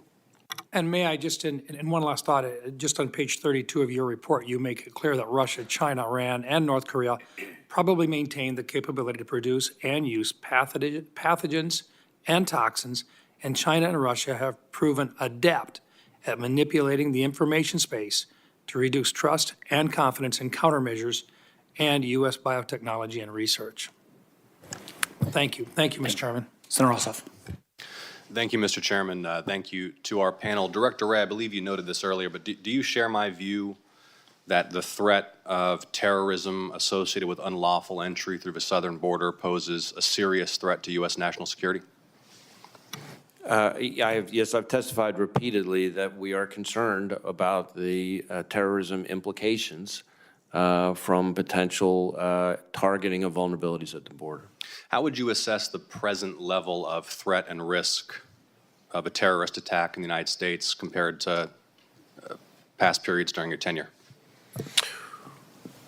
Well, even before October 7th, I would have told this committee that we were at a heightened threat level from a terrorism perspective, in the sense that it's the first time I've seen in a long, long time the threats from homegrown violent extremists, that is jihadist-inspired extremists, domestic violent extremists, foreign terrorist organizations, and state-sponsored terrorist organizations all being elevated at one time. Since October 7th, though, that threat has gone to a whole nother level. And so this is a time, I think, for much greater vigilance than has maybe been called upon of us before October 7th. Is the FBI postured to understand the extent of the terrorist threat associated with the southern border? We've been briefed on some specific threats. Do you feel that you know enough to assure us that the FBI is as well across it as you can be, or do you need more resources? Or do you feel you're flying blind and not able to define the potential scope and extent of the threat? I think we are working very hard with our partners, but there's no question that we need more resources to combat the threat. I'll just give a concrete example. Through working with DHS, they collect DNA samples, and we provide kits to DHS to collect DNA samples from the people coming across the border that then get sent to the FBI lab. That's part of why we asked for a significant enhancement, because of the sheer increase in people coming across means a sheer increase in the number of samples that need to be collected. That's what helps us identify those people if they're then committing crimes somewhere in the United States, or, as happens all too often, unfortunately, they go back across the border and try to illegally re-enter again. So we need to be able to process those samples quickly. There's a backlog. We asked in the 24 budget for enhancement. Not only did we not get enhancement, there was a 10% cut to the terrorist screening center. So whatever happened in 24 happened in 24, but I would urge Congress, as we look at fiscal year 25, that we can't double down on those cuts if we're going to be serious about protecting the border. Well, speaking of Congress, I think it's worth noting that a serious, tough, bipartisan border security measure was put forward in the Congress, in fact, co-authored by a conservative Republican member of this committee, which would have surged enforcement resources to the border, which would have provided substantial resources to fight cartels and to crack down on fentanyl trafficking, which would have tightened asylum standards and expedited adjudication and therefore removal timelines for those who were trying to enter the country without a valid reason to. The former president put out the word that he wanted the bill stopped for political reasons, and the bill was stopped. In fact, not only was the bill stopped in the Senate, it was denied even a debate on the Senate floor. And this speaks to the corrosive impact of extreme partisanship and polarization in this country on our national security. So I'd like to ask you, Director Haynes, how do our adversaries view the impact of political extremism and polarization and partisanship on America's strength and stability? We're talking about worldwide threats. Those threats can exploit our own frailties here at home. I think the best way I can answer that question is to point to the fact that we've seen that both Russia and China, for example, have taken the opportunity to highlight where there's political dysfunction or other issues that they see in the context of our governance, and use it as part of their information operations globally, both to sort of highlight, for example, to their own populations that, you know, democracy is quite challenging and would you really want this at home kind of thing, and also to demonstrate to our allies and partners that maybe we can't be relied on as effectively. Thank you, Director Haynes. Thank you all for your testimony. Senator Kelly. Thank you, Mr. Chairman. And thank you everyone for being here today. I've been sitting here since 2:30. There's often maybe an advantage for going last in one of these hearings. I was going to say it was the elephant in the room until my colleague from Georgia brought it up. But as I've sat here, I've heard most members of this committee ask something about the southern border. Not everybody, but the majority. I spent a lot of time on the border, perhaps more time than maybe anybody on this committee, maybe with the exception of Senator Cornyn, who I've traveled to the border with. And I strongly agree with what most of my Democrat and Republican colleagues have said about the problems and the challenges. You know, fentanyl coming north, precursors often from China heading south, violent extremist organizations, Chinese migrants who might be in, Maine, selling rather strong marijuana, ISIS, Iran proxies, problems in Mexico. I mean, over and over again, they've pointed out all these problems. And I've worked on this issue, providing more pay for Border Patrol, closing gaps in border wall along the southern border, where they make sense, and they certainly do in a lot of places. More money for NGOs to help Border Patrol. Director Wray pointed out, talking about how we need more resources to combat the threat. And it helps when DHS gets those resources. And we had the opportunity to do something about it. We really did. More money for technology, including fentanyl detection. More Border Patrol agents, more asylum officers, more authorities to rapidly expel individuals. A change in the credible fear standard. More money for detention facilities, more visas to reunite families. And all this legislation was endorsed by the Border Patrol Union. And it had strong bipartisan support until it didn't. And my colleague from Georgia points out why it didn't. Director Wray, is it in your assessment that more resources and stronger policy that could help your partners, not necessarily the FBI, but DHS, is that your assessment that that would help deal with all these things that were mentioned in this committee hearing today? Well, I'll leave it to others to speak to policies, but certainly in terms of resources, not just for DHS, but for the FBI, we need more resources to deal with all the threats that emanate from the border that we're responsible for. Director Haynes? Yeah, I don't have anything to add to that. Director Burns? Nope, I don't have anything to add. I agree. All right, well, I'm going to yield back the remainder of my time because I think it's, the failure of that legislation, that alone presents a national security threat to this country, in my view. Thank you, Mr. Chairman. Well, thank you. Let me thank my members. And let me also just say for a moment, we have strong views on this committee. But one of the things I think that we have always taken some pride is that we can agree without questioning each other's patriotisms, without questioning each other's motives.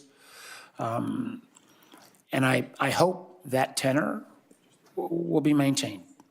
Members on this side feel very strong. I felt very strong on the border bill. Members on the other side raise legitimate questions about the border as well. I do hope, particularly as we deal with our intelligence professionals, the one thing we've tried to have this committee always do, and I frankly learned from people like Richard Burr and Dianne Feinstein and Saxby Chambliss, is that disagreement, at least in terms of the Intelligence Committee, should not go in terms of ad hominem attacks. I don't think I heard that. I heard huge policy differences. We ought to have those.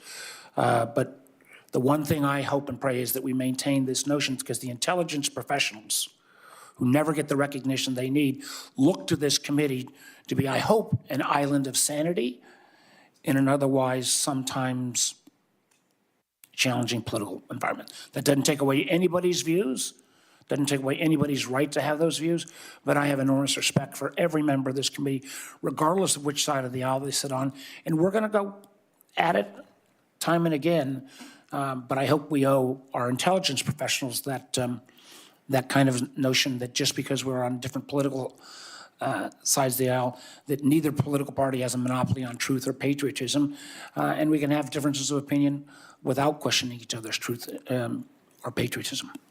And with Mr. that, Chairman, I'd like to Senator. reclaim my time, please. Well, Mr. Chairman, first of all, I can't let this go, the last two speakers on the Democratic side, without responding. Look, this committee, I've been on this for 15 years, and we do a really good job until politics do creep in. And that's what's happened here this afternoon with the last two speakers. These are the facts. The last president of the United States closed the border. He closed the border down to almost zero crossings by the time he left office. He did it even though he was sued over and over and over again by people from the other side of the aisle. But he shut it down, and he shut it down under the law that's in effect today. Congress has done its job. It passed a law saying you cannot enter the United States without authorization. That's the law today. When the current president came in, we all know he took the policies of the former president, tore them up, and rescinded them, and now we have what we have. As far as the bill that's concerned, everybody's talking about the former president making phone calls. He never called me. But I can tell you this, I will not vote for any bill that allows any illegals to cross into this country, and everybody here knows that bill would have allowed 5,000 a day to come into this country. That's not for me. And I don't care if the president calls me or doesn't call me. I'm not, my red line is not one. What we need to do is enforce the laws that we have. You want to talk about the front door and how we let them in the front door? I'm all in. But the back door's got to get closed. Thank you, Mr. Chairman. and I would simply add that for the former president and a number of my Republican colleagues had repeatedly said, to make the kind of changes you need permanently on the border, you need legislation. And that is an ongoing debate. It's a debate that we'll have here and elsewhere. And what we need, and the thing that the most important last comment I'll make, because we will be breaking and going into closed Senate, is we need an intelligence community that's going to never be afraid to tell truth to power. And truth to power sometimes means telling us on both sides of the aisle what we don't necessarily want to hear.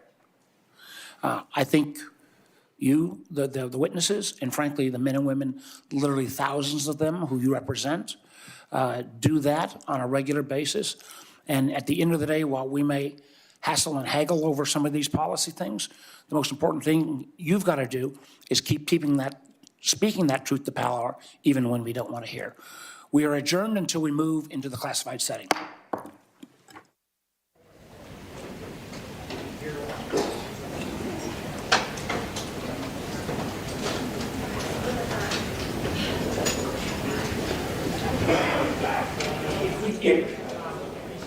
If we could allow the witnesses to exit first, please, and our guests, if they could allow those witnesses to exit first, I'd appreciate it.